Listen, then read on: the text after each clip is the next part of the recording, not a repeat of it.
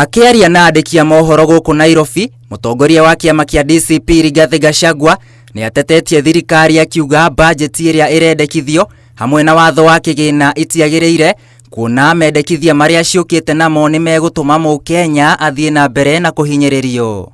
The Finance Bill 2026 is taxing Kenyans into poverty.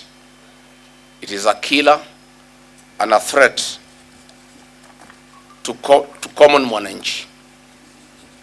It will break households while stifling the freedom of Kenyans and violating the very soul of our nation. Gachagua ni okiriire thirikari akiuga ina mutugo moru wa gukomba mbeca akiendekithia honge cia githomo, ugima wa mwiri hamwe na urimi kugairwo kigina kinene kuona nicio irahutania na Akenya mari othe. Education, agriculture and health must be protected as priority sectors. Agriculture should be funded as the engine of food security, rural employment and lower inflation.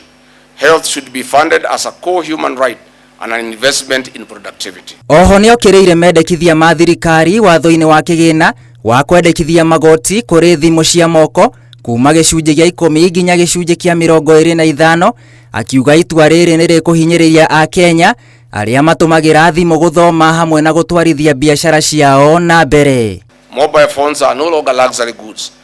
They are essential tools for education, businesses, communication, financial services, content creation for youth and the Gen Zs, and job searching.